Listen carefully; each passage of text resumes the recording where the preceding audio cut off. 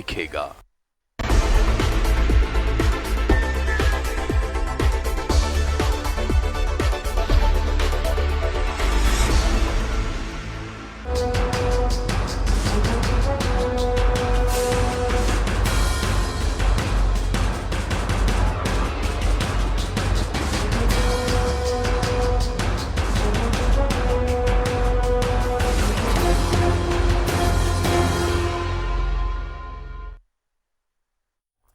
नमस्कार, न्यूज 11 भारत देख रहे हैं आप। आपके साथ मैं हूं अभिषेक भारती।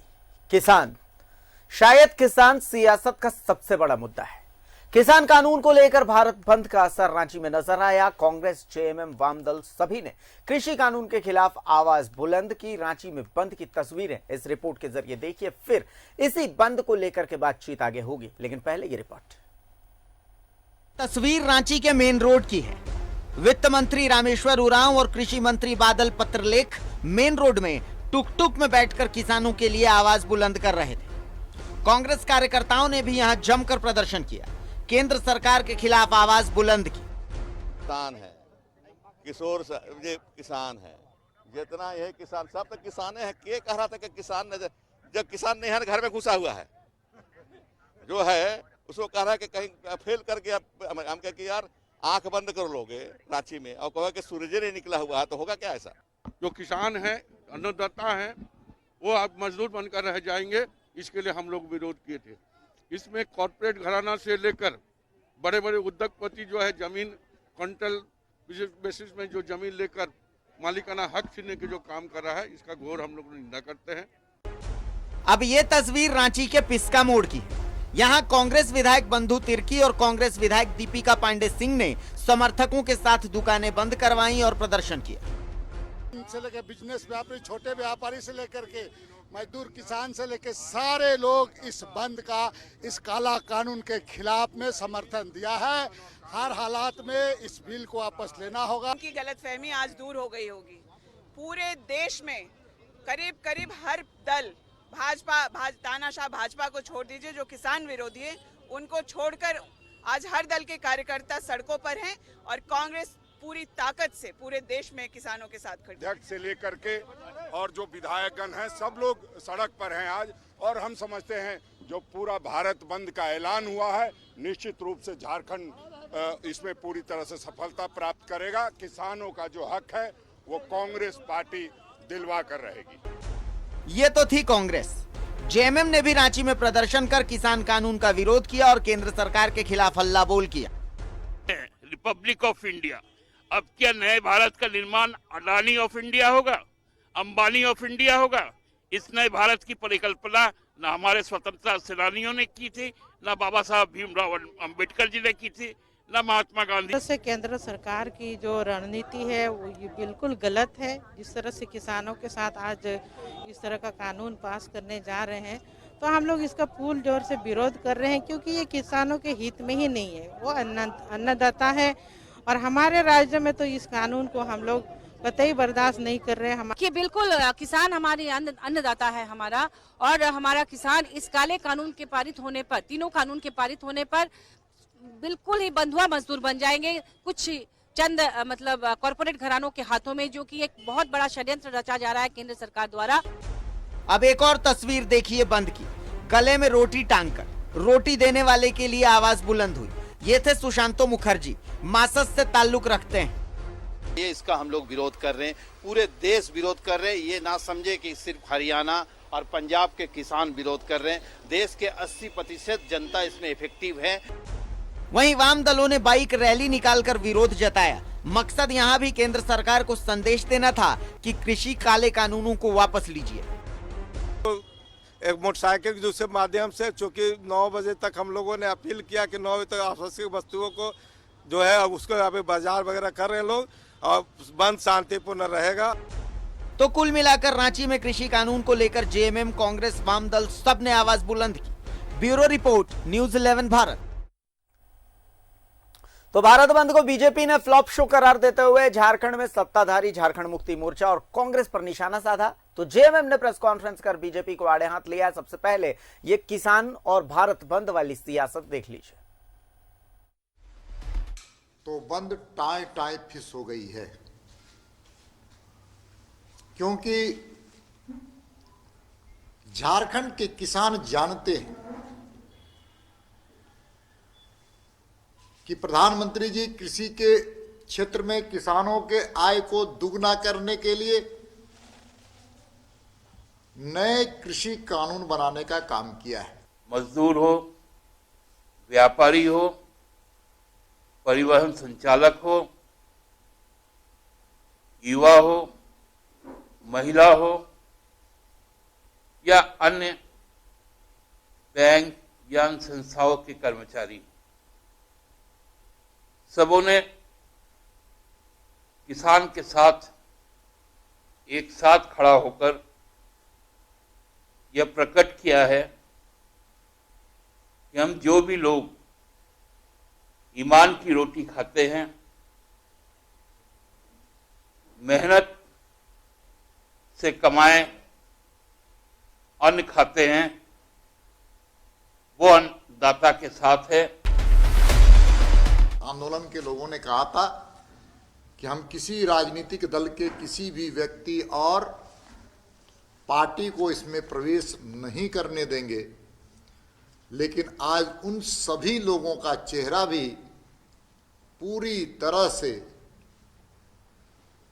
साफ और उसकी तस्वीर भी साफ हो गई। किसी भी राजनीतिक दल ने अपना ना झंडा लगाया है ना बैनर लगाया। हम उनका सम्मान करते हैं, उनके कौज को सम्मान करते हैं और उनकी इच्छा का भी सम्मान करते हैं। इसलिए हम लोगों ने अपने आइडेंटिटी के साथ अपना काम किया है। और आप ये जान लीजिए, आज किसान का बेटा गलवान घाटी में भी खड़ा है, कश्मीर में भी तैनात है और राजस्थान, गुजरात, कच्छ में भी तैनात है। वह अरुणाचल से लेकर त्रिपुरा तक तैनात है। वहां कोई व्यवसायी का बेटा तैनात नहीं। माननीय हेमंत सोरेन जी की सरकार में यूरिया की कालाबाजारी होती रही। आप बताइए कि यूरिया की कालाबाजारी में इस सरकार ने कालाबाजारी को रोकने के लिए किसी कंपनी, किसी प्रतिष्ठान, किसी विक्रेता या किसी दलाल, किसी बिचौलिए के पास छापा मारने का काम किया, उसको बंद करने का काम किया, उसको खत्म करने का काम किया। लोकसभा के चुनाव के संदर्भ में उनके मैनिफेस्टो में पेज नंबर 17 के पॉइंट नंबर 11 में दर्ज है कि हमारी सरकार आएगी तो हम मंडी को समाप्त करने का काम करेंगे। एग्रीकल्चर प्रोड्यूस्ड मार्केट कमिटी, जिसको एपीएमसी कहलाता है, उस एक्ट को भी हम निरस्त करेंगे। ये कांग्रेस का चरित्र मालूम ही नहीं। हम लोग कहते हैं ना, झूठ का राजा बजा रहा है बाजा। एक पर एक झूठ। धान की खरीद पर भी बोले। एक संस्था है भारत सरकार की, जिनको महारत हासिल है, जो विशेषज्ञ संस्था है, Indian council for agricultural research, उनके द्वारा कहा गया है कि 12% तक की नमी यदि किसी अनाज या कपास में रहे, तब उसकी खरीदारी कर उसको स्टोरेज किया जा सकता है। अन्यथा वो वृथा जाएगा। मंत्री जी की अपील पर भी झारखंड के किसानों ने उस अपील को, मुख्यमंत्री के निर्देश को या मुख्यमंत्री जी के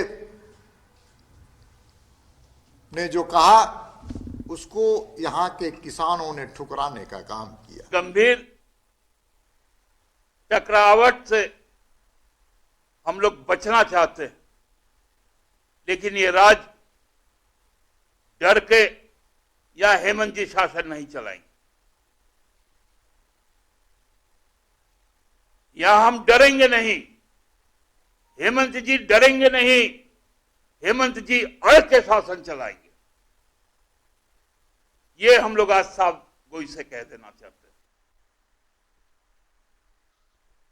तो किसान भारत बंद और सियासत को लेकर के चर्चा करेंगे कि अलग अलग जिलों में भारत बंद का कैसा असर देखने को मिला। इसके लिए फिलहाल हमारे साथ रांची से आकाश भार्गव जुड़ चुके हैं, जमशेदपुर से प्रभात जुड़े हुए हमारे साथ और देवघर से मनीष जुड़े हुए हैं। सबसे पहले रुख आकाश आपका करते हैं, समझने की कोशिश करते हैं, क्योंकि बीजेपी की तरफ से जो पहला आरोप लगाया गया वो यही आरोप लगाया गया कि ये जो बंद था, इस बंद में किसानों को लेकर के ये बंद था और किसान ही नजर नहीं आए। हालांकि हमने जिस तरीके से अभी बीजेपी कांग्रेस के प्रदेश अध्यक्ष रामेश्वर उरांव को देखा कि उन्होंने कहा कि भाई किसान कौन होता है, क्या उसके माथे पे लेबल लगा रहता है कि वो किसान है। उन्होंने खुद को किसान बताया, उन्होंने बाकी जो पीछे खड़े थे उनको किसान बताया। तो क्या किसान की डेफिनेशन क्या है? क्योंकि किसान तो पी चिदम्बरम भी थे, किसान तो खुद को जो है मैं अगर कहूं तो मैं भी खुद को किसान ही मानता हूं, किसान का बेटा ही मानता हूं। और कहीं ना कहीं खेती किसानी से आपका भी कहीं ना कहीं इतिहास तो जुड़ा ही हुआ होगा। तो आखिर वो क्या कौन से किसान हैं जो बीजेपी को नजर नहीं आए इस बंद में, या वो कौन से किसान थे जिन्होंने इस बंद में हिस्सा लिया? आकाश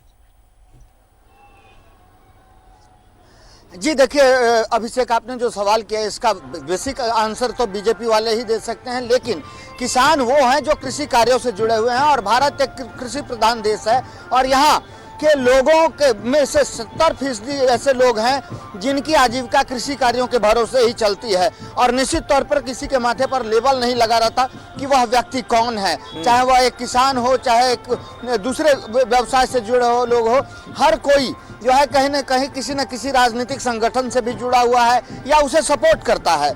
तो किसान भी जो है ऐसे ही है, किसान भी किसी न किसी राजनीतिक दल को सपोर्ट करते हैं और ये मुद्दा चूंकि राष्ट्रव्यापी मुद्दा हो चुका है और आज की तारीख में पूरे देश के सामने ये सबसे बड़ा मुद्दा है, तो निश्चित तौर पर इस मुद्दे को पॉलिटिकल माइलेज लेने के लिए भी पॉलिटिकल पार्टीज के द्वारा इस्तेमाल किया जा रहा है, इससे भी इनकार नहीं किया जा सकता है। लेकिन बात किसानों की है और केंद्र सरकार ने जो 3 कृषि बिल लाए हैं उनको लेकर के किसानों का राष्ट्रव्यापी आंदोलन चल रहा है, लगातार विरोध प्रदर्शन किए जा रहे हैं। 5 दौर की वार्ता केंद्र सरकार के साथ संपन्न हो चुकी है, लेकिन यह वार्ता पूरी तरह से विफल रही, अब तक बात बनती नजर नहीं आ रही है। और 6ठे दौर की वार्ता कल आहूत है। 6ठे दौर की वार्ता से ऐन पहले किसानों ने भारत बंद का आह्वान किया, जिसे विभिन्न राजनीतिक दलों ने भी अपना समर्थन दिया। इसके अलावा अगर रांची की बात करें तो यहाँ रेलवे मेंस यूनियन ने भी इस आंदोलन को अपना सपोर्ट दिया। इसके अलावा कई अन्य ऐसे मजदूर संगठन हैं जिनका इस आंदोलन को समर्थन प्राप्त है और उन्हीं की साथ मिलकर के किसानों ने यह आंदोलन किया। तो कह सकते हैं कि किसानों के स्तर से भी एक बार केंद्र पर दबाव बनाने की कोशिश की जा रही है ताकि वो जो 3 नए कृषि बिल हैं उन्हें वापस ले केंद्र सरकार।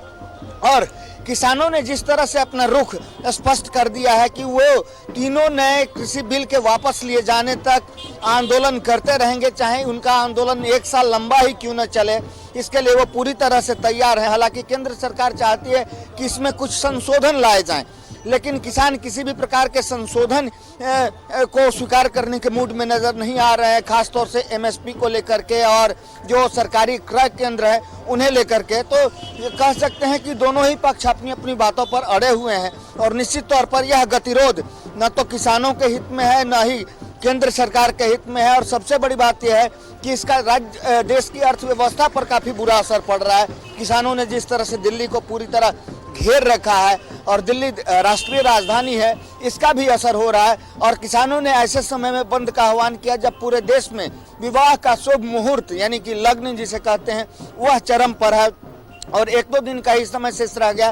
तो ऐसे में जिस तरह से भारत बंद का आह्वान किया गया, निश्चित तौर पर यह कहा जा सकता है कि रांची के आसपास के इलाकों में चाहे हम एनएच की बात करें या अन्य जगहों की बात करें तो चक्का पूरी तरह से जाम नजर आया। इक्का दुक्का वाहन जो निजी वाहन है वही चलते नजर आए, जबकि व्यावसायिक वाहनों का परिचालन पूरी तरह बंद रहा। पूरे दिन बसों का परिचालन बंद रहा, जिसकी वजह से यात्री परेशान रहे। यहाँ तक बंद असरदार माना जाए तो इस बंद को असरदार माना जाए आकाश? जी हाँ, जहां तक मैंने देखा है यह बंद पूरी तरह से असरदार रहा। राजधानी रांची की सड़कों पर भले ही कुछ गतिविधियां देखने को मिली, लोग अपने बहुत जरूरी कामों से घरों से बाहर निकले, लेकिन यदि एनएच की बात करें या राजधानी से थोड़ी दूरी पर जाकर के रांची टाटा मार्ग की बात करें, रांची डाल्टनगंज मार्ग की बात करें, रांची गुमला मार्ग की बात करें या रांची खूंटी मार्ग की बात करें, जो प्रमुख सड़कें हैं जो राजधानी रांची को पूरे देश से और राज्य के अन्य शहरों से जोड़ने का काम करती हैं, वहाँ व्यावसायिक वाहनों का परिचालन पूरी तरह से बंद रहा। इक्का दुक्का निजी वाहन और एम्बुलेंस को छोड़कर कोई वाहन नजर नहीं आया। हमने कुछ पेट्रोल पंपों में भी जाकर के बातचीत किया, वहाँ पेट्रोल पंपों में हमें यह जानकारी दी गई कि पेट्रोल पंपों में भी जो कामकाज की गतिविधियां रहती हैं वह बिल्कुल बंद रही। जो छोटे छोटे दुकानदार थे जिनकी आजीविका सड़क के भरोसे चलती है, सड़क के किनारे चलती है, जब व्यावसायिक वाहनों का वहां परिचालन होता है तो ये उनकी भी आज रोजी रोटी मारी गई। तो कह सकते हैं कि बंद जो है रांची के आसपास के इलाकों में पूरी तरह से सफल रहा। इसे किसान संगठनों के अलावा जो राजनीतिक दलों का समर्थन प्राप्त रहा उसका भी असर कहा जा सकता है। यहाँ चूंकि सरकार में झामुमो और कांग्रेस है और झामुमो का न सिर्फ सपोर्ट रहा बल्कि झामुमो और कांग्रेस के कार्यकर्ता सड़कों पर उतरे और केंद्र सरकार के विरोध में प्रदर्शन किया, चक्का जाम में हिस्सा लिया, विभिन्न ट्रेड यूनियन भी सामने आए। तो यहाँ इस बात से इनकार नहीं किया जा सकता है और काफी लंबे समय बाद कोई ऐसा भारत बंद हुआ जिसका काफी प्रभाव चारों ओर देखने को मिला। अभिषेक, चलिए एक बार प्रभात के पास चलते हैं। प्रभात, जमशेदपुर की अगर बात करें तो क्या इस बंद को जमशेदपुर में असरदार माना जाए या माना जाए कि बेअसर या फिर माना जाए कि मिला जुला असर? क्या कुछ देखने को मिला आज दिन भर में जमशेदपुर में? बिल्कुल, देखिए भारती, अगर जमशेदपुर में सुबह की वक्त अगर हम कहें तो उस समय जो बंद जो था थोड़ा से बेअसर नजर आ रहा था, लेकिन जब बंद कराने जब बंद समर्थक निकले, चाहे वो जेएमएम के हो, चाहे कांग्रेस के हो या फिर वाम दल जब निकले तो उस समय बंद का असर देखा जा रहा था। और साक्षी बाजार के इलाकों में जब हमने जब वहाँ भ्रमण कर रहे थे, घूम रहे थे, तो वहाँ दुकानदार स्वयं दुकानें बंद करके किसान के इस समर्थन में खड़े थे। उनका कहना था कि किसान हमारे देश को चलाता, अगर किसान अनाज नहीं उगाएगा तो हम लोग कैसे खाएंगे, इसीलिए हम लोग किसान के सपोर्ट में अपनी दुकानें पूर्णतः ही बंद करके रखे। और जैसे ये आंदोलन जो था, चक्का जाम था, जो 11 बजे से लेकर 3 बजे तक का जो बीच के था, उस समय अगर हम कहें तो जमशेदपुर में जो निजी वाहन ही केवल चल रहे थे, उसके अलावा जो बड़े बसें थे या फिर ऑटोस थे बहुत कम चल रहे थे। तो हम ये कह सकते हैं कि जो जमशेदपुर में अगर हम कहें पूर्वी सिंहभूम में तो इसका बंद का असर देखा जा सकता था। अगर साथ ही हाईवे, अगर ग्रामीण क्षेत्र की बात करें तो ग्रामीण क्षेत्र में भी जो हाईवे का क्षेत्र था वहाँ ग्राम सभा और झारखंड जनतांत्रिक महासभा के जो लोग थे उसमें कुछ किसान भी थे जो हल बीच रोड पर रख के दोनों साइड से पूरे जो हाईवे को जाम कर दिया था और 11 बजे से लेकर 3 बजे तक जाम कर वहाँ वो बैठे रहे। और ये जो किसान जो विरोधी बिल जो लाया गया है उसको खिलाफ में वो लोग नारेबाजी कर रहे थे। साथ ही साथ घाटशिला या फिर बहरागोड़ा या फिर पोटका की बात करें तो घाटशिला में करीब करीब 110 लोगों की गिरफ्तारी दिखाई गई है और उससे बाद में फिर छोड़ भी दी गया। अगर पूरा मिलाकर हम कोल्हान की बात करें तो ये जो बंद था असरदार ही नजर आ रहा था सुबह के वक्त में, क्योंकि सुबह के वक्त ऐसे अमूमन जो भी बंदी होती उस समय उतना असरदार नहीं रहता, लेकिन जब बंद कराने जब कार्यकर्ता निकलते हैं तो उस समय नजर आता है। और रही बात जिला प्रशासन की ओर, तो जिला प्रशासन ने अपने इंतजाम पुख्ता कर रखी थी। जो भी चौक चौराहे थे या फिर जो बड़े जगह थे, साक्षी बिष्टुपुर या स्टेशन के तरफ में कहें तो वहाँ पुलिस बल की तैनाती कर दी गई थी। साथ ही मजिस्ट्रेट की तैनाती गई थी कि कहीं अगर किसी तरह की कोई बात होती है तो उसको निपटा जा सके। हालांकि थोड़ी सी नोकझोंक साक्षी बाजार में बंद समर्थक और एक दुकानदार के बीच में थोड़ी देर के लिए जरूर हुई थी। उस समय कांग्रेस के जो युवा मोर्चा के प्रदेश अध्यक्ष है कुमार गौरव वहां बाजारों को बंद करा रहे थे। चूंकि बाजार बहुत सारे दुकान बंद थे, एक दुकान खुले थे, उसमें दुकानदारों के साथ में थोड़ी बकझक भी हुई थी। उसके बाद फिर दुकानदार ने बात समझी और दुकानें बंद की। उसके बाद वहां से वो लोग साक्षी गोल चक्कर पहुंचे और एक तरह से कहा जाए तो साक्षी गोल चक्कर जो था, साक्षी का गोल चक्कर वो पीक पॉइंट था। वहाँ पे जो जितने भी बंद समर्थन थे, चाहे आम वाम दल बोले, जेएमएम बोले या कांग्रेस बोले या आरजेडी के कार्यकर्ता बोले, इसके अलावा कई सामाजिक संगठन भी किसान बिल के विरोध में जो आंदोलन चल रहा चक्का जाम था उसके समर्थन में रोड पर निकले और नारेबाजी कर रहे थे। और उनका साफ कहना था कि जब तक ये जो काला कानून है, जो बिल लाया गया, इसको जब तक केंद्र सरकार वापस नहीं लेती है, हम लोग किसान के साथ खड़े और आगे भी खड़े रहेंगे। जी भारती, चलिए एक बार देवघर का रुख करते हैं। मनीष, देवघर की तस्वीरें क्या थी? क्या देवघर में बंद असरदार था, बेअसर था, मिला जुला असर नजर आया देवघर में? आखिर देवघर की तस्वीरें आज दिन भर की क्या कहती हैं? देखिए अभिषेक, जो 3 शब्दों का आपने इस्तेमाल किया, ये तुलनात्मक शब्द है, असरदार, बेअसर और जो भी 3 शब्द हैं। लेकिन अगर हम यहाँ की बातें करें तस्वीर की, तो सुबह में 9 बजे के बाद राजनीतिक कार्यकर्ता जो महागठबंधन के थे, राजद, कांग्रेस और जेएमएम, इनके कार्यकर्ता ही सड़क पर उतरे थे। और अगर हम शाम की जब गिरफ्तारी दिए तो पूरे जिले भर में 435 ही गिरफ्तारियां हुई हैं। आप अंदाजा लगा सकते हैं कि कितने लोग सड़क पर थे। दूसरी बात है कि ग्रामीण इलाका और शहरी इलाका, ग्रामीण इलाकाओं में सारवा जो रोड था वहाँ भी बंद किया गया था। हालांकि चित्रा कोयलरी है वहाँ कोई ज़्यादा असर इसके देखने को नहीं मिला। मधुपुर में खुद फुरकान अंसारी, पूर्व जो यहाँ के सांसद रहे, गोड्डा सांसद, वो उन्होंने भी गिरफ्तारी दी। और देवघर में जब कार्यकर्ता जब सड़क पर निकले तो चूंकि टावर चौक के आसपास ये घूम रहे थे, ये बाजार का इलाका है, वहाँ पे थे, जहाँ से गुजरे वहाँ कुछ लोगों ने दुकानें अपनी बंद की। लेकिन जो भाजपा से संबंधित थे, जो भाजपा विचारधारा के दुकानदार थे, उन लोगों ने साफ कह दिया कि मैं दुकान नहीं बंद करूंगा, बिल अपने जगह पर है। तो ये भी एक तस्वीरें थी। तो हम कह सकते हैं कि मिला जुला असर हो सकता है, क्योंकि प्रशासन ने रोड का जो रूट था उसे डाइवर्ट कर दिया था। टावर के पास से जो बड़ी गाड़ी आ रही थी उनको दूसरे रूट से जाने के लिए कह दिया था, जो दुपहिया थे इन सबको। तो लोगों को आने जाने में कहीं कोई परेशानी नहीं हुई है, क्योंकि आप इस बात को जानते हैं कि कोविड के कारण स्कूल कॉलेजेस बंद हैं। तो ऐसे में कोई स्कूल बस कहीं नहीं फंसा, कोई लोग हैं, मंदिर में भी लोग बाहर से आए और वो पूजा पाठ किए, वो जाते हुए नजर आए थे टावर चौक से निकलते हुए। तो हम ये कह सकते हैं कि जो राजनीतिक कार्यकर्ता जो सड़क पर उतरे थे, उन लोगों ने जिस तरीके से अपील की थी, हालांकि उन लोग शुरू से इस बात को लेकर चल रहे थे, वो शांतिपूर्ण ही अपील कर रहे थे, कहीं किसी तरह का हो हंगामा नहीं था। एक जगह थोड़ी मोड़ी आपस में झड़प हुई जब वो एक भाजपा समर्थित महिला दुकानदार को बंद करा रहे थे, उन्होंने विरोध किया।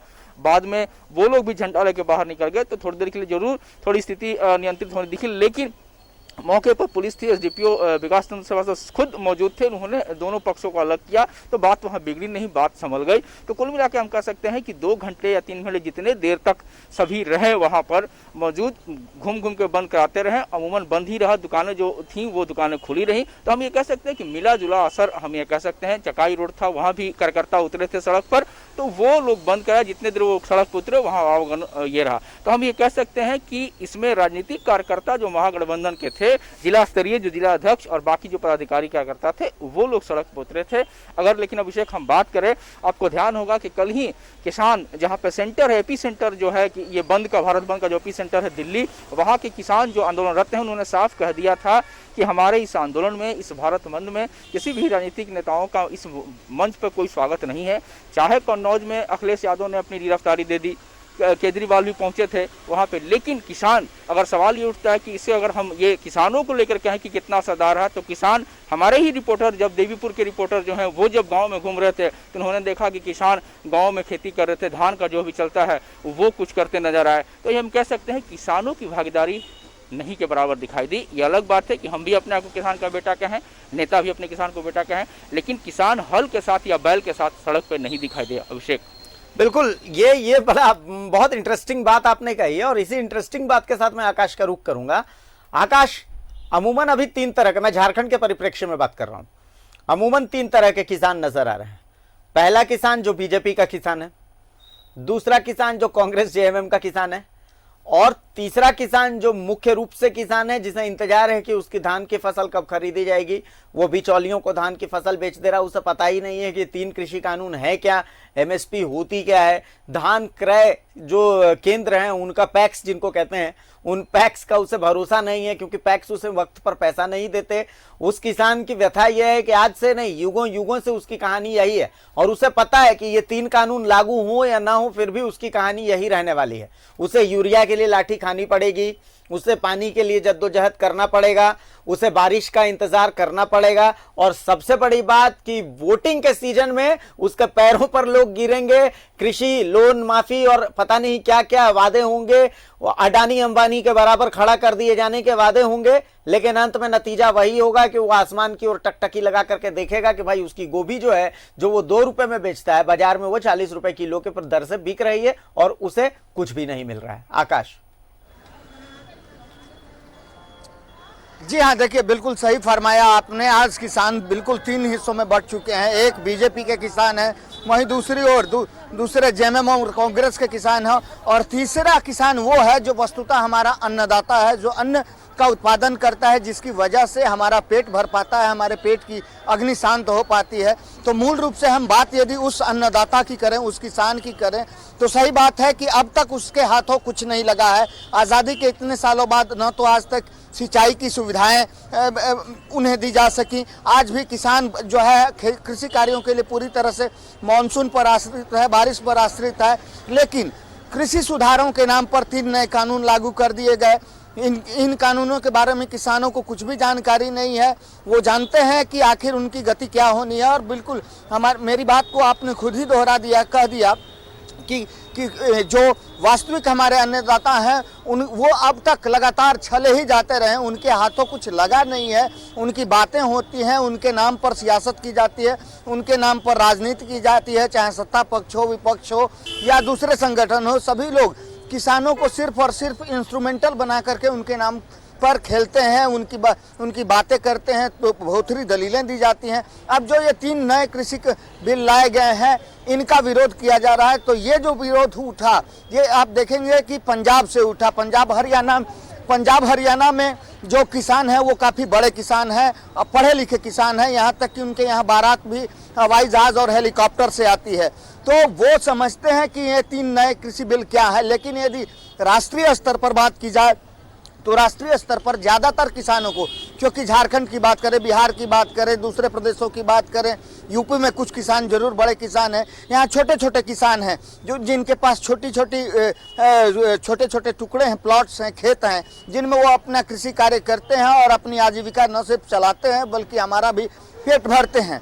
इन किसानों को इन कानूनों से कुछ भी लेना देना नहीं है। वो तो चाहते हैं कि समय पर उन्हें यूरिया मिले, समय पर उन्हें खाद बीज मिले, समय पर उनके खेतों की सिंचाई हो सके। वो सिंचाई की साधन के लिए इतने सालों से लगातार जद्दोजहद कर रहे हैं, लेकिन अब तक सिंचाई की सुविधाएं स्थापित नहीं की जा सकी, सिंचाई की सुविधाएं उन्हें मुहैया नहीं कराई जा सकी। अभी भी बिल्कुल एक बात आपने कही कि आज कहा जा रहा है कि सरकारी धान क्रय केंद्र या गेहूँ क्रय केंद्र बंद किए जा रहे हैं, न्यूनतम समर्थन मूल्य को लेकर के बातें हो रही हैं। तो यहाँ पिछली बार भी हमने देखा कि सरकार के स्तर से लैंप्स में धान क्रय केंद्र स्थापित किए गए थे। वहाँ पर किसानों को इतनी सारी पेचीदगियों का सामना करना पड़ा कि किसान आखिरकार घूम फिर कर लौट कर बिचौलियों के पास चले जाते हैं, क्योंकि वहाँ पहले आपको अपने मोबाइल से SMS भेज करके खुद को रजिस्टर्ड कराना होता है। उसके बाद आपको तारीख दी जाती है। इसकी एक जीती जागती तस्वीर भी हम दिखाएंगे, अभी दर्शकों को। चलिए, तो बहुत बहुत शुक्रिया आकाश आपका कि आप हमारे साथ जुड़े और रांची की जो वस्तु स्थिति थी वो आपने बताई। प्रभात और मनीष आप हमारे साथ जुड़े रहेंगे। हम एक छोटे से ब्रेक के लिए रुक रहे हैं और ब्रेक के बाद जब वापस आएंगे तो एक वस्तु स्थिति की तस्वीर हम आपको दिखाएंगे कि धान जिन किसानों ने लगाया है उनके खलिहाल में धान इंतजार कर रहा है कि वो सरकार द्वारा कब खरीदा जाएगा। हालांकि सरकार का अपना पक्ष है इसे लेकर के, लेकिन वो वस्तु स्थिति क्या वो हम आपको दिखाएंगे अभी ब्रेक के बाद। पहले एक छोटा सा ब्रेक ले रहा है।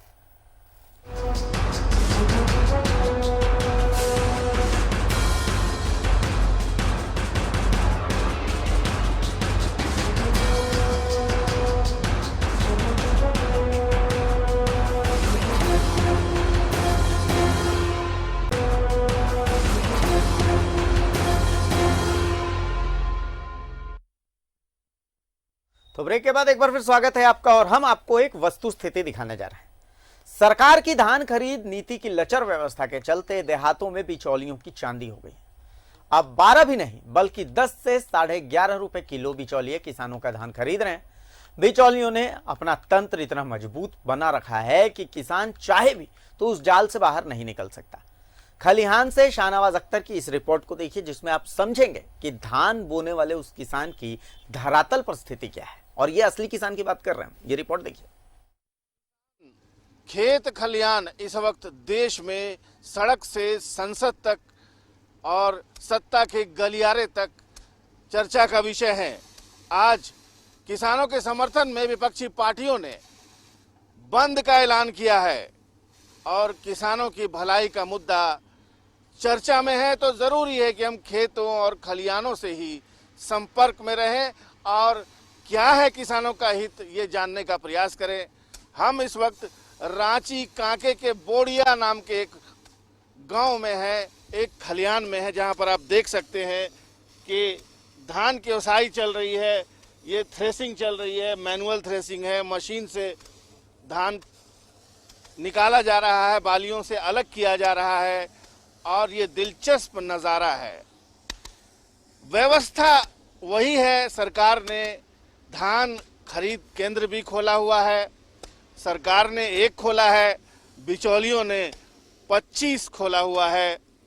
सरकार 2000 कुछ रुपए प्रति क्विंटल के हिसाब से खरीद रही है, लेकिन बिचौलिए 12 रुपए भी नहीं 11 साढ़े 11 रुपए का दाम ऑफर कर रहे हैं। मैं मौजूद हूँ इस वक्त एक किसान के पास जिनका धान अब फाइनल स्टेज में है। चाचा, आपका नाम क्या है?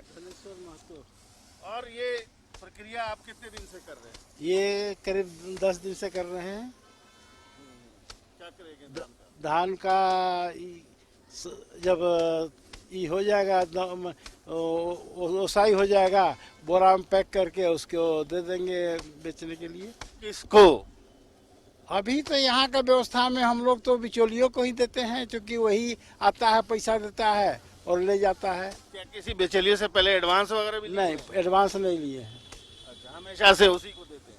हाँ, उसी को देते हैं। आता है अपना, जब बोरा मांगेंगे बोरा ला के दे देगा, पैसा मांगेंगे पैसा दे देता है, सामान उसी को दे देते हैं। और सरकारी केंद्र में इतना अच्छा दाम मिल रहा है? अच्छा दाम मिल रहा है, लेकिन जो लोग लास्ट ईयर पैसा धान दिया है वो कहता है अभी तक हमको पैसा नहीं मिला, तो हम लोग उसी का बात सुन के भड़क जाते हैं, तो उसके पास क्या जाएंगे? वो तो 1 साल बाद पैसा देगा, तो हम क्या, तब तक हम मान लीजिए अब धान बेचेंगे तो गेहूँ खरीदेंगे, चना खरीदेंगे, मसूर खरीदेंगे। अभी हमको लगाना है तो कुछ सब ये सब चीज़ खरीदेंगे, तो हमको कौन देगा? नगद चाहिए मेरे पास ना, हमको क्या पैसा देगा? मंडी का जो स्थिति है सब जगह नहीं एक है। हमारे झारखंड में छोटे छोटे किसान हैं, पंजाब हरियाणा उस तरफ बड़े किसान होते हैं, तो उन लोग की ज़रूरतें अलग है, हमारी ज़रूरतें अलग हैं। हमारे यहाँ छोटे किसान है, छोटे किसानों के हिसाब से अगर सही बाजार मूल्य का अगर दिया जाए किसान को, उसके लिए पंचायत लेवल में अगर आप व्यवस्था करें किसानों का खरीदारी के लिए, तो बेहतर होगा। बड़े जगहों में हमारे किसान 2, 4, 5 एकड़ वाले किसान ज़्यादातर आपको मिलेंगे, 10 एकड़ बहुत ज़्यादा है, तो बड़े किसान हमारे यहाँ नहीं है। अच्छा, जो आप बता रहे थे आपके पिताजी कि 11.5 क्या रेट है बिचौलियों का? आज का जो रेट है प्राइवेट खरीदार का, बहुत अगर आपका बहुत अच्छा है तो 12 रुपये किलो तक आपको मिलेगा, 12 रुपये किलो तक मिलेगा। वो चावल के गुणवत्ता के ऊपर भी डिपेंड करता है, लंबा है, मोटा है, अगर छोटा है तो कम मिलता है। सरकारी व्यवस्था मतलब तो पहला बात को हमको लगता है कांके प्रखंड में अभी तक नहीं खुला है धान का। खुला है लेकिन बिका नहीं है, एक भी नहीं गया है, कोई किसान अभी तक नहीं गया। पिछले बार का पैसा नहीं मिला है किसी को, तो आदमी चाहता है ना कि हम तो तुरंत, हम तो इधर नकदी फसल है, तुरंत करके स्टोर करने का जगह नहीं है इसको। 1 साल के लिए अपना धान कौन केंद्र में डालेगा? उससे तो बेहतर व्यवस्था ये है कि बिचौलिए नकद देते हैं, बोरा भी देते हैं, फौरन आकर के धान उठाकर भी ले जाते हैं। तो जाहिर है फिर ग्रामीण अर्थव्यवस्था अपने हिसाब से, अपने डिज़ाइन से चल रही है, इसमें सरकार का कोई दखल नहीं है, क्योंकि ये नकदी फसल है और किसान चाहते हैं कि जल्द से जल्द नकद उनके हाथ में आ जाए। कैमरामैन सुशील के साथ में शहनवाज अख्तर, न्यूज़ 11 भारत, रांची। ये उस किसान की हम तस्वीर दिखा रहे थे जिसके पास अपना ट्रैक्टर नहीं है, जिसे पता नहीं है कि ऑडी कौन सा ब्रांड है, BMW कौन सा ब्रांड है और ब्रांडेड कपड़े क्या होते हैं। उसे पता ही नहीं है कि ये 3 कानून हैं क्या, इससे उसे फायदा होगा, नुकसान होगा, ये तो बहुत आगे की बात है। पहले उसे पता तो होना चाहिए कि हाँ केंद्र सरकार 3 कानून लेकर के आई है, उसे यही नहीं पता है। वो अब तक सिर्फ सियासत का मुद्दा बनता रहा है, हमेशा उसको लेकर के सियासत होती रही है, पर उस किसान का भला आज तक नहीं हुआ है और उस किसान को लगता है कि आगे भी उसका भला नहीं होगा। क्योंकि आप देखिए कि जिस धान में उसने खून लगाया, पसीना लगाया, वो खलिहान में सूख रहा है। सरकार ने कहा है कि 10 दिन बाद हम खरीदेंगे, लेकिन उसे इतना विश्वास नहीं है अभी सरकार पर कि सरकार खरीदेगी कि नहीं खरीदेगी। उसने लैंप्स में धान बेचना उचित नहीं समझा, क्योंकि पिछले साल के पैसे ही उसे नहीं मिले, तो वो बिचौलियों को 12 रुपए प्रति किलो के दर से अपना धान बेच रहा है, जो कि प्राइवेट हैंड्स में जा रहा है। तो आप समझ सकते हैं कि उस धरातल वाले किसान की हालत क्या है। चलिए, अरुण बर्नवाल धनबाद से हमारे साथ जुड़े हुए हैं, मनीष देवघर से हमारे साथ हैं और प्रभात जमशेदपुर से हमारे साथ जुड़े हुए हैं। सबसे पहले अरुण जी, आज धनबाद की तस्वीरें, चूंकि लंबे लंबे जाम की तस्वीरें हम देख रहे थे, कल तो बड़े दावे हो रहे थे कि भाई प्रशासन ने निपटने की तमाम तैयारियां कर ली हैं, लेकिन आज फिर से वही ढाक के तीन पात। अरुण, देखिए अभिषेक, निश्चित रूप से धनबाद में जो बंद को लेकर जो MHA का जो गाइडलाइन था, एडवाइजरी जो जारी हो गई थी केंद्र सरकार के द्वारा पूरे देश भर के राज्यों को, उसमें झारखंड का ये धनबाद जिला जो है उसके अनुपालन में फेल साबित हुआ है पूरी तरह। क्योंकि जिस तरह के निर्देश केंद्र सरकार ने दिए थे कि किसी तरह की पब्लिक को परेशानी न हो इस बंद के मद्देनजर, लोकतांत्रिक तरीके से लोग अपना धरना प्रदर्शन करें, बंद का आह्वान करें, बंद की अपील करें, और उसमें अगर उनको समर्थन मिलता है तो कहीं कोई रुकावट ना हो। लेकिन अगर वो किसी तरह बलात् रूप से पब्लिक को परेशान करने का काम करेंगे तो वैसा भी ना हो, इसको देखने की जवाबदेही पूरी तरह से जिला प्रशासन को थी और जिले के जिलाधिकारी को थी। जिला अधिकारी के आज फील्ड में नजर आए, जिला अधिकारी के आज फील्ड में नजर आए, उन्होंने निरीक्षण करते हुए कोई तस्वीर सामने आई। चूंकि न्यूज़ 11 के कैमरे में ऐसी कोई तस्वीर नजर नहीं आई जहां जिला अधिकारी बाहर निकल करके और इलाकों का भ्रमण करके निरीक्षण करते नजर आते हों। देखिए अभिषेक, मैं वही बता रहा था, धनबाद के जो जिला अधिकारी हैं, उपायुक्त हैं उमाशंकर सिंह, ये इनकी तो अपने काम करने की अपनी शैली है।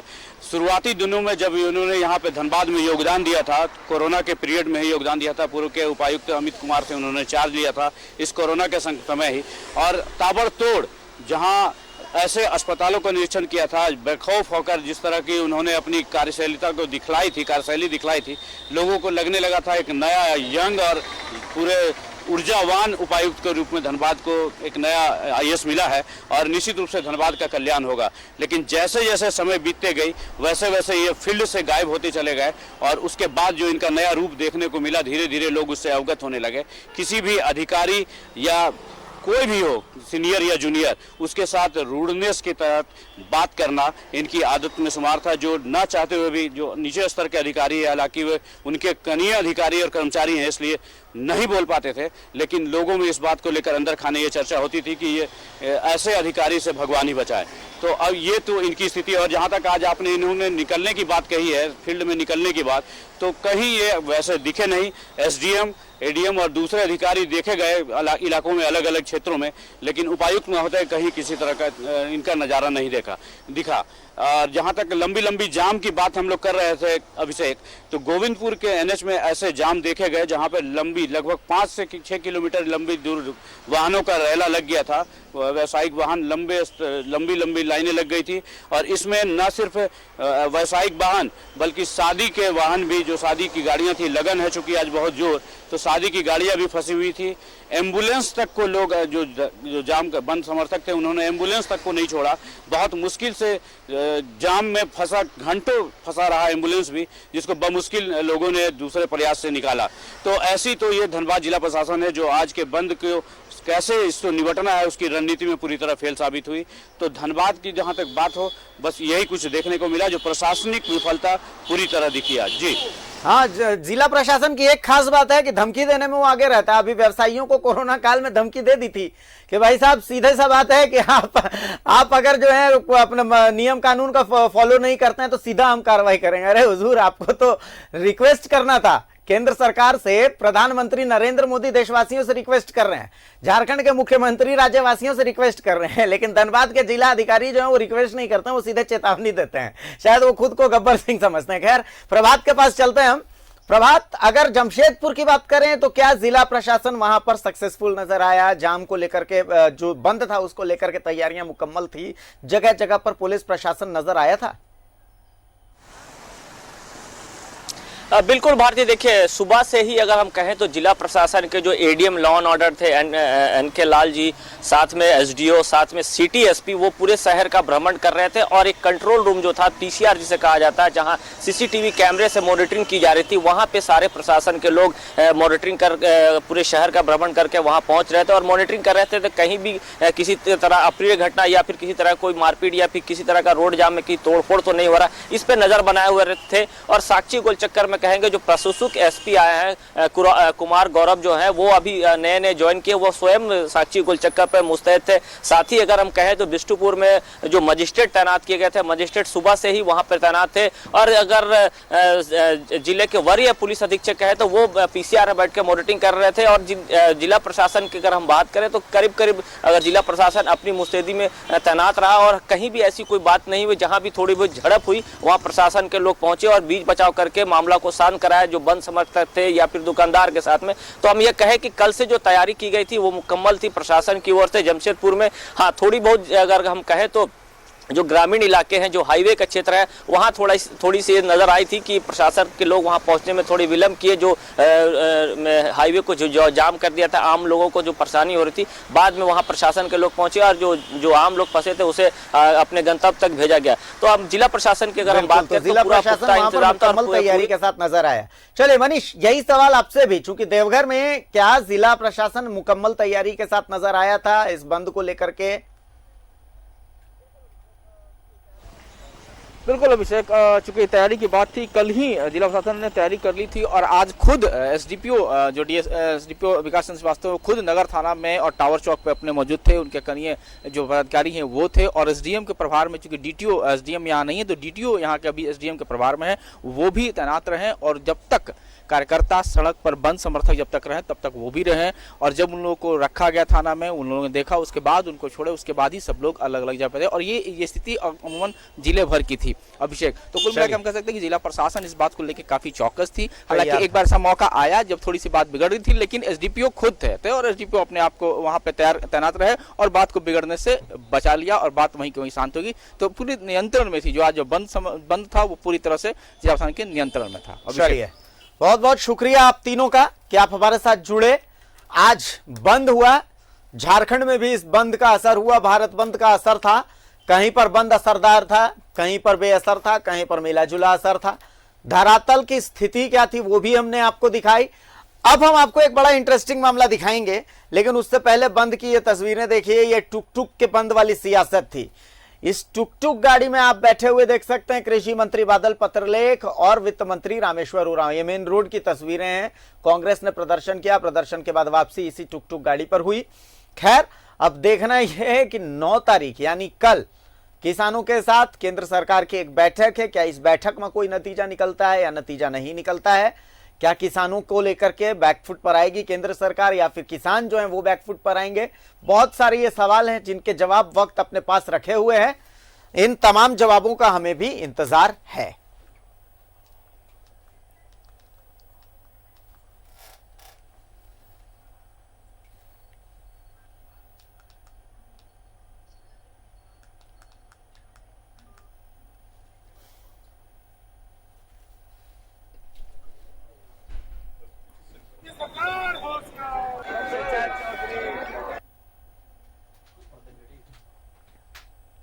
तो ये तमाम तस्वीरें आप देखिए भारत बंद की। अब इस बंद के मायने क्या हैं? गले में कहीं रोटी थी, कहीं सड़क पर हल था और कहीं ट्रकों की लंबी कतार थी। अलग अलग जिलों की तस्वीरें हैं।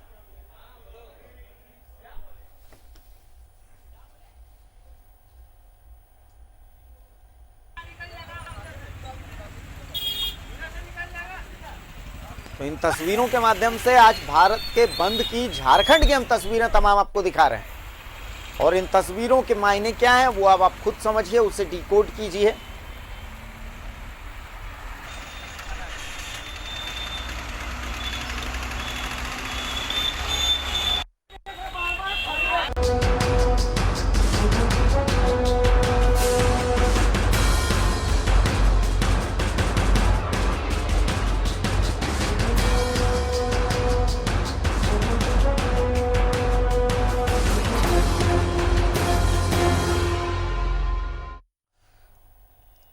मेरे दादाजी एक कहावत कहा करते थे कि जब सैया भय कोतवाल तो डर काहे का। दादाजी की उस कहावत के मायने उस समय तो समझ में नहीं आते थे, पर आज समझ में आता है। धनबाद की जब खबर हम आपको दिखाएंगे तो आपको समझ में आएगा कि इस कहावत के मायने क्या है। असल में छात्रवृत्ति घोटाले में प्रशासन का एक नया रूप दिखा है धनबाद में। छात्रवृत्ति घोटाले के आरोपी जिला कल्याण पदाधिकारी अब भी वहां पर कामकाज देख रहे हैं। 11 नवंबर को जिला प्रशासन की प्रारंभिक जांच हुई थी और जांच में छात्रवृत्ति घोटाले में DWO दयानंद दुबे को दोषी बताया गया था। जांच रिपोर्ट में उन्हें दोषी बता दिया गया था। प्राथमिकी दर्ज कराने के लिए राज्य सरकार से अनुमति भी मांगी गई थी। डीसी ने DWO के अधिकार को सीज नहीं किया घोटाले में, जबकि राज्य के दूसरे जिलों में छात्रवृत्ति घोटाले के जो आरोपी अधिकारी हैं उनके अधिकार को वहां के डीसी ने छीन लिया था तत्काल प्रभाव से। लेकिन धनबाद में ऐसा नहीं हुआ है। आपको बता दें कि लातेहार में कल्याण विभाग में कल्याण पर्यवेक्षक के तौर पर कार्यरत पूरण शंकर भगत की भूमिका पर भी सवाल उठते ही डीसी अबू इमरान ने कार्रवाई की और भगत के अधिकारों को जब्त कर विभागीय कार्रवाई के लिए निर्देश मांगे। धनबाद जिला में राज्य का सबसे बड़ा घोटाला हुआ है छात्रवृत्ति का। इसके बावजूद धनबाद डीसी कार्रवाई से बच रहे हैं।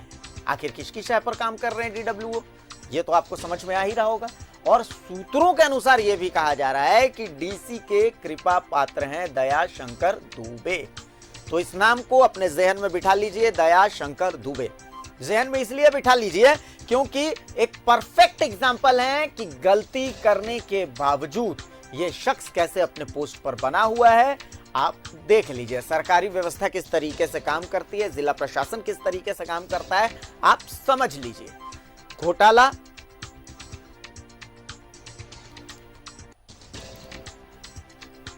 घोटाला हुआ, घोटाले के बाद जांच टीम आई, जांच टीम ने अनुशंसा कर दी कि भाई ये दोषी हैं, इन्होंने गलती की है। अब डीसी साहब को कार्रवाई करनी थी, पर शायद डीसी साहब कार्रवाई करने से बच रहे हैं। मैं शायद इसलिए कह रहा हूं क्योंकि हो सकता है, संभव है उनके पास कोई दूसरा कारण होगा। हमारे साथ अरुण बर्नवाल जुड़े हुए हैं। एक बार सीधा रुख करते हैं अरुण बर्नवाल का, इसे समझने की कोशिश करते हैं अरुण बर्नवाल के साथ में। अरुण, सैया भय कोतवाल तो डर काहे का, दया शंकर दुबे तो फिलहाल यही सोच रहे होंगे। मैं बच्चा था, दादाजी यही कहावत कहते थे, मुझे उस वक्त समझ में नहीं आया था, पर अब डीसी साहब की कार्रवाई देखने के बाद कि वो कार्रवाई करते ही नहीं है, ये समझ में आता है कि वो तो हो गए कोतवाल और उनके सैया हो गए दया शंकर दुबे। अरुण जी, देखिए अभिषेक, निश्चित रूप से आपने जो कहावत कही है, सैया भय कोतवाल तो डर काहे का, वो धनबाद के जिला कल्याण पदाधिकारी दयानंद दुबे पर सटीक बैठती है। क्योंकि जब 11 नवंबर जो छात्रवृत्ति घोटाला हुआ, अल्पसंख्यक विद्यालय के बच्चों के नाम पर जो छात्रवृत्ति उठाई गई, जो करोड़ों की छात्रवृत्ति का घोटाला हुआ, जिसमें लगभग 10 करोड़ रुपए का जो अब तक जो जांच में आया है, जो धनबाद राज्य का सबसे अधिक घोटाला धनबाद जिले में हुआ था, सबसे बड़ा घोटाला इसमें छात्रवृत्ति घोटाले के रूप में सामने आया। और इसको इसी उपायुक्त के निर्देश पे, उपायुक्त उमाशंकर के निर्देश पे एडीएम स्तर के अधिकारी द्वारा जांच के बाद इस जिला कल्याण पदाधिकारी दयानंद दुबे समेत कई लोगों को, इसमें कई क्लर्क और नीचे स्तर के कर्मचारियों को, मध्यस्थों को, स्कूल के प्राचार्यों को या स्कूल के संचालकों को आरोपी बनाया गया। तो सारे लोगों के खिलाफ तो एफआईआर दर्ज करा दी गई, उनके खिलाफ कार्रवाई भी हो गई। लेकिन इस जिला कल्याण पदाधिकारी, इनके खिलाफ चूंकि सरकार से इसके लिए एफआईआर की अनुमति लेनी पड़ती है, तो अनुशंसा सरकार के पास की गई कि इसके खिलाफ भी एफआईआर दर्ज कराने की अनुमति प्रदान की जाए। ये 11 नवंबर की बात है अभिषेक। और उसके बाद जैसे दूसरे जिलों में जो पता चला है, जो अब सरकार की ओर से अभी तक क्या उस पर कार्रवाई हुई, अनुशंसा मिली क्यों नहीं, ये तो दिगर बात है। लेकिन यहाँ पे जो काम कर रहे थे जिला कल्याण पदाधिकारी दया शंकर दुबे, माफ करें, कर रहे थे नहीं, कर रहे हैं। लेकिन दूसरे जिले की जहाँ तक बात करें, लातेहार में भी इस तरह के घोटाले हुए थे, छात्रवृत्ति का घोटाला, और वहाँ जो कल्याण पदाधिकारी के रूप में कल्याण पर्यवेक्षक संभगत वो जो चार्ज में थे, उनको तत्काल प्रभाव से वहाँ के उपायुक्त अबू इमरान ने उनके पावर को सीज करते हुए उसके काम दूसरे किसी और के जिम्मे लगा दिया। तो फिर क्यों नहीं धनबाद के जिला कल्याण पदाधिकारी के पावर को तत्काल प्रभाव से, उपायुक्त को ये पावर होता है, वो कर सकते हैं किसी भी अपने जिले के किसी अधिकारी पर अगर कोई किसी तरह का चार्जेज होता है या किसी तरह का चार्ज क्लेम होता है, तो उसके विभाग के काम को वो सीज करके खुद अपने देखरेख में उसको संचालित कर सकते हैं या किसी दूसरे पदाधिकारी को उसका जिम्मा दे सकते हैं। तो फिर धनबाद में क्यों इस तरह की कार्रवाई नहीं हुई हुई, ये लोगों में चर्चा का विषय बना हुआ है। तो आप कह सकते हैं अभिषेक, जिस तरह आपने कहा, जो दादाजी कहा करते थे कि जब सैया भय कोतवाल तो डर काहे का, तो निश्चित रूप से यहाँ समाज कल्याण पदाधिकारी जो दया शंकर दुबे हैं, उनके ऊपर ये सटीक बैठती है। जी, सिर्फ इतना ही नहीं, यहाँ तो मतलब वो हो रहा है कि मैं चाहे ये करूं, मैं चाहे वो करूं, मेरी मर्जी। इसलिए क्यों बोल रहा हूं मैं अरुण जी, इसका मेरे पास पर्याप्त कारण भी है। मैंने डीसी साहब के तेवर जब उन्होंने धनबाद ज्वाइन किया था तब देखे थे, और यकीन मानिए मैं उनका फैन हो गया था। यकीन मानिए इसलिए क्योंकि जिस त्वरित तरीके से वो निरीक्षण करते थे, ऐसा लगता था कि अगले हफ्ते जब धनबाद की तस्वीर देखी जाएगी तो धनबाद जो है एक विकसित शहर के रूप में दिखेगा, कोरोना काफूर हो जाएगा और जबरदस्त तरीके से काफूर होगा। उसके बाद फिर एक अंदाज इनका तब नजर आया जब इन्होंने व्यवसायियों को, मैं शब्द इस्तेमाल कर रहा हूं, धमकी दी। क्योंकि व्यवसायी कुछ हमारे साथ उस समय हमने लाइव बैठे थे हम, और हमने मतलब लगातार व्यवसायियों का दर्द दिखाने की कोशिश की थी। व्यवसायियों ने कहा था कि अमूमन ये होता है कि प्रशासनिक अधिकारी हमारे पास आते हैं, हमें रिक्वेस्ट करते हैं, लेकिन रिक्वेस्ट करने की जगह हमें कहा गया कि भैया सीधी सी बात है, कार्रवाई कर देंगे। व्यवसायी भी अड़ गए। तो खैर ठीक है, वो प्रशासनिक पदाधिकारी हैं, डीसी हैं, उनका अधिकार बनता है। लेकिन सवाल ये उठता है कि जब बाकी जिलों के डीसी कार्रवाई कर रहे हैं, जांच टीम ने अपनी अनुशंसा कर दी, कार्रवाई की, ठीक है, हो सकता है कि इनके कृपा पात्र हैं, हो सकता है कि दयाशंकर दुबे से बहुत अच्छे इनके रिलेशनशिप होंगे, तो इन्हें घर में बिठा करके चाय पिला सकते थे। लेकिन कार्रवाई करने से बचने की ये जो लॉजिक है, ये थोड़ा सा ये समझ में नहीं आती। और इसलिए समझ में नहीं आती क्योंकि जिस तरीके का रोबीला अंदाज, गब्बर सिंह वाला अंदाज डीसी साहब ने दिखाया था, इसके बावजूद अगर ये कार्रवाई से बच रहे हैं तो ऐसा कहीं ना कहीं जो दाल में काला वाली बात होती है, या फिर डीसी साहब की जो भूमिका है उस पर सवाल खड़े होते हैं, और सवाल तो हम खड़े करेंगे ही। अरुण,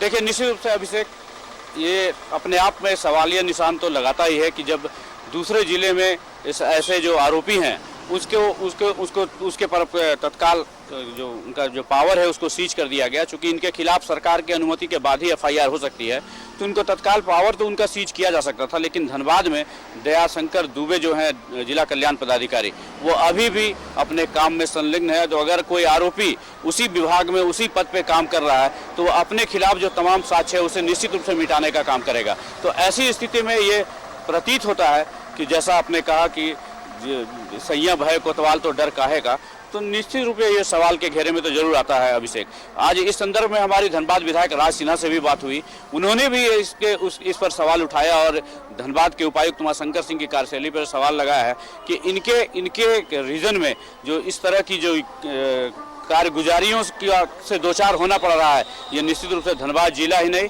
बल्कि राज्य के लिए भी खराब संकेत जा रहा है। और ये उन्होंने तो इसके लिए सीधे सीधे सरकार को दोषी दे दिया, हालांकि वो विपक्ष के विधायक हैं, सरकार को दोषी ठहरा दिया है और कहा है कि सरकार के सह पे ही उपायुक्त इस तरह के काम कर रहे हैं। तो अब एक उपायुक्त के कारण झारखंड की हेमंत सरकार की कार्यशैली पर भी सवाल उठने लगे हैं। तो कहें तो ये उपायुक्त क्या इनका एटीट्यूड है, क्या इनकी सोच है और किस तरह की कार्यशैली है, इससे अब लोग अवगत होने लगे हैं और इससे मतलब रूबरू रखते हुए इसकी शिकायत भी अब सरकार तक पहुंचने लगी है। जी, जाहिर सी बात है, शिकायत पहुंचना का जो है वो लॉजिक बनता भी है। लॉजिक इसलिए बनता है क्योंकि हमने देखा है कि हेमंत सरकार ने भ्रष्टाचार के प्रति तो इंटॉलरेंट रवैया अपनाया है। धनबाद से ही हमने नगर निगम का जो घोटाला था, जो एस्टीमेट घोटाला था, उसको लेकर के हमने देखा कि हेमंत सरकार काफी जो सीरियस थी, जांच जो है वो करवाने का आदेश भी दिया इस मामले को लेकर के। इसके अलावा हमने और भी बहुत, जैसे मोमेंटम घोटाले, मोमेंटम झारखंड हुआ, उसको लेकर के हमने देखा कि उसको लेकर के भी हेमंत सरकार इंटॉलरेंट रही। विधानसभा जो बना, विधानसभा में जो गड़बड़ी हुई, उसको लेकर के भी हेमंत सरकार ने काफी जबरदस्त रवैया अपनाया। मैनहट घोटाला है, मैनहट घोटाले की जांच भी एसीबी को दी। तो इस तरीके के जो घोटाले के आरोप लगे, तो उन घोटालों को लेकर के सरकार का रवैया बड़ा इंटॉलरेंट रहा। खास करके मुख्यमंत्री खुद इंटॉलरेंट रहे। उन्होंने पर्सनल रूप से इन सब खबरों में इंटरेस्ट लिया, जहां जहां गड़बड़ी हुई वहां पर मुख्यमंत्री ने इंटरेस्ट लिया। लेकिन छात्रवृत्ति घोटाला, यह भी छोटा मोटा मामला इसलिए नहीं है चूंकि विधानसभा तक में छात्रवृत्ति घोटाला का मामला गूंजा। 2 सीटों पर जब उपचुनाव हुए तो वहां पर भी विपक्ष और सत्ता पक्ष दोनों ने इस मुद्दे को उठाया, जबरदस्त तरीके से उठाया, इस मुद्दे को भुनाया। इन सब चीजों को दरकिनार करते हुए प्रशासनिक अधिकारी साहब को चाहिए था, डीसी साहब को चाहिए था कि सिर्फ दयाशंकर दुबे जी को साइडलाइन कर देना चाहिए था, उनके अधिकार को छीन लेना चाहिए था। उन पर कार्रवाई करना न करना वो तो बात की बात थी, लेकिन कम से कम उन्हें पद पर तो नहीं बने रहने देना चाहिए था। कम से कम सिर्फ इतना करना था, ये डीसी के अधिकार क्षेत्र का था कि हुजूर कम से कम जिस पर आरोप लग रहे हैं, जांच टीम ने जिसकी अनुशंसा कर दी है, तो उसको अपने पद से उसमें हटा दीजिए कि भाई आप कोई फैसला नहीं ले सकते। अब दयाशंकर दुबे अगर इसमें दोषी हैं, तो उनके पास तो यही मैसेज जाएगा कि भाई उनका कोई कुछ नहीं कर सकता। डीसी साहब अगर कड़ा रुख रखते हैं तो फिर जब उनको एक्शन लेना चाहिए था, वरना फिर लोग तो यही समझेंगे, धनबाद के लोग यही समझेंगे कि डीसी साहब हमारे जो हैं वो हाथी के दांत रखने वाले हैं, जो कि सिर्फ देखने में शोभा देते हैं, व्यवसायियों को ये धमकी देते हैं, पर जहां कार्रवाई करनी होती है वहां पर बैकफुट पर आ जाते हैं। बहरहाल अरुण, दर्शकों को हम एक और बात बताना चाहेंगे कि डीसी साहब की कुछ कारस्तानियां रांची की भी हैं जब वो शिक्षा परियोजना में हुआ करते थे। ऐसे कुछ सवाल हैं जो डीसी साहब से हम पूछना भी चाहेंगे। आने वाले समय में हम उन सवालों को भी दर्शकों के सामने रखेंगे इसी मंच से। लेकिन फिलहाल एक ही सवाल डीसी साहब से हमारा है कि हुजूर आपने कार्रवाई क्यों नहीं की? क्या आपके कृपा पात्र होने पर भ्रष्टाचार का परमिशन मिल जाती है? अगर मिल जाती है तो हुजूर आप वोट दीजिए, अगर नहीं मिलती है तो हुजूर कार्रवाई कीजिए। चलिए अरुण, बहुत बहुत शुक्रिया आपका कि आप हमारे साथ जुड़े और इस तमाम खबर पर चर्चा की। हम तो यही उम्मीद करते हैं कि छात्रवृत्ति घोटाले के अगर दोषी हैं दयाशंकर दुबे, जांच का अगर अनुशंसा जांच टीम की हुई है तो उन पर कार्रवाई होगी। डीसी साहब आपसे उम्मीद करते हैं कि आप हाथी के दांत न दिखाते हुए, शेर के दांत दिखाते हुए, अपने तेवर को बरकरार रखते हुए उन पर कार्रवाई करेंगे। लेकिन फिलहाल मुझे इजाजत दीजिए, नमस्कार।